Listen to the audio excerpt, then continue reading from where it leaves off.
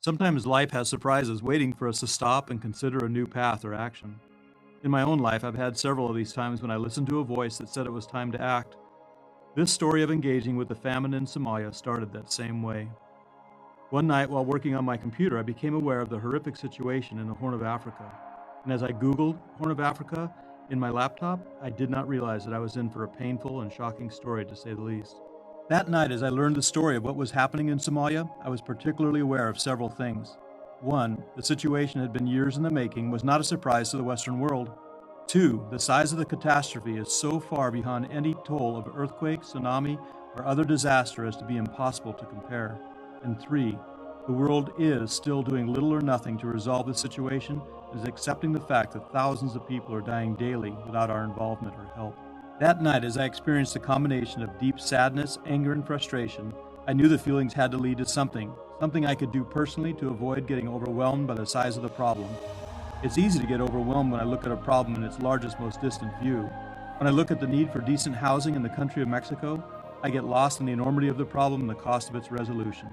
However, when I get to know a single family and see that their beautiful kids are sleeping on dirt floors, then I'm able to see and create resolution.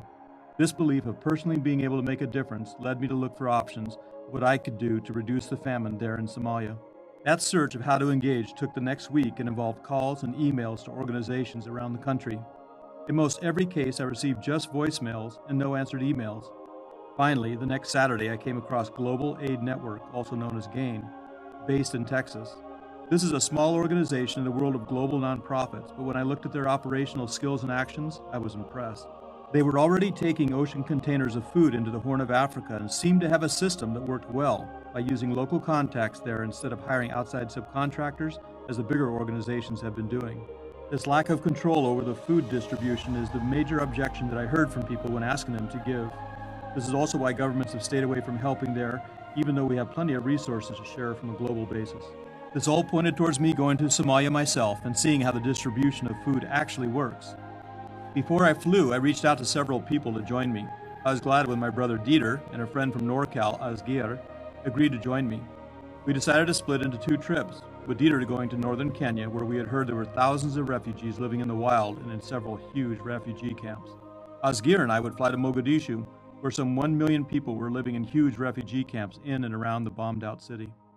Landing at the Mogadishu airport, we were glad we had our guides, as it was chaos from the moment we walked into the terminal. The entry questionnaire gave us a taste of what we could expect, with a number of questions around what size and caliber of weapons we were bringing into the country.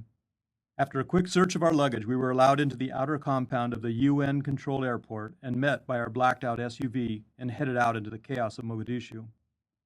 The entire time we were in public, we were accompanied and watched over by this truckload of young men and their guns. We paid per day for their protection, and even though at first it seemed odd and a bit dramatic, after a day or two we understood the need for protection and were glad to have them along. The first camp we went into is one of over 100 camps in and around the city of Mogadishu. With approximately 1,000 families living within its boundaries, was actually one of the smaller ones. They live in these tents made of sticks and fabric and plastic sheeting with either sand or corrugated paper as a floor to sleep on at night. These camps have formed and continue to grow as thousands of people continue to come into the area in hope of finding food and water and staying away from the guns of the warlords and their soldiers. The orderliness of these lines of tents was totally deceiving until I got out and walked among them. Only then did the reality of what was happening sink in for the first time. So we're here in one of the camps. This is with a camp right alongside the ocean at the Mogadishu airport. And there's thousands of people that are living in this particular camp, which is just one of many, many clans that they have here in Somalia. And so the people behind me are living in these makeshift tents that are really just twigs and branches that are bent together to make sort of a dome and then covered with either fabric or tarp material to keep some protection against the rain and the wind. In the background you can hear the airplane, the plane that's landing here from somewhere. And so this is land that the people are able to live on. We don't know where they'll go, when they'll be able to return back to their homes, but for the time being we're providing food and shelter and water, and as you saw, sanitation for them. What we're seeing is a bunch of kids. Each family has on average, it seems, 5 or 6 members in the family. Most of the time it's just a single mother with her kids. Most of the men in this culture have been killed from the Civil War, And so what you have is just an extreme need and of a hopeless group of mothers and their kids that are trying to stay alive just on the donations provided by us and by other organizations like us. And again, we're talking 10 cents a day to keep these kids alive, 20 cents for the adults. Quite a deal. It was inside these colorful shelters that I could see that life was at its minimal edge. There was no food, and at most I could see a metal or plastic container to hold any food that might be served out by some charity. Any food that does come is delivered by truck and is guarded to avoid the pandemonium that might well occur when thousands of people struggle for a share of something to eat. That food may be the only food their kids might get for days or even weeks. There is no organizational structure that connects the various aid organizations together, and people mill about walking from camp to camp, hoping to find a distribution in progress, or at least word of one happening later in the day or week. Most women just sit waiting for something or some news of food coming. It was harder than anything I'd ever done before to walk among them, especially with our camera, and not be able to provide them with the tons of food that I knew would follow as we came back and told their stories. How will she find her way? How will she get over there? She's blind. How will she go? Somebody will leave her. You want us to carry her? Want me to carry her? My back, yes. No, they're just in leaving her. Okay.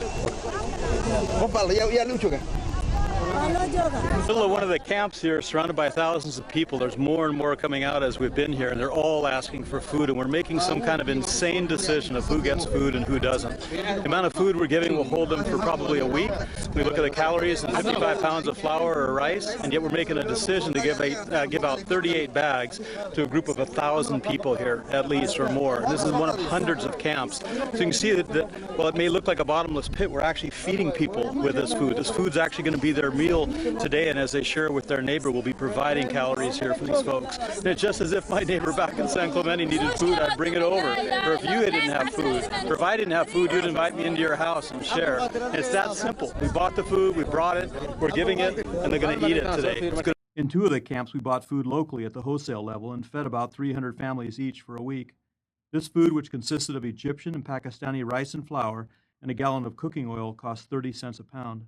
So what we were planning on doing is taking the small amount of food, the 38 bags of food that we bought, and it's about 1,500 pounds of food, and we were going to bring it out to the families that were selected, the most vulnerable ones, which was included an old man with tuberculosis, a couple mothers with babies 18 and 20 months old, some pregnant mothers, mothers with number of kids, and a blind woman. But they're afraid now that there will be a stampede, as we'll take a look here over the fence in a moment and look at the 1,000+ people that are lined up outside hoping to get food. And unfortunately, we brought a drop in the bucket of what they need, even just for today. And all we can do is hope that more food arrives to them from other organizations.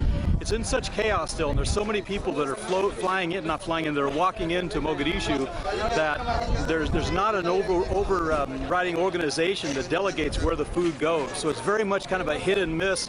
Trucks will pull up and distribute food donated from some country. We're seeing a lot of food coming in from Turkey more than anywhere else.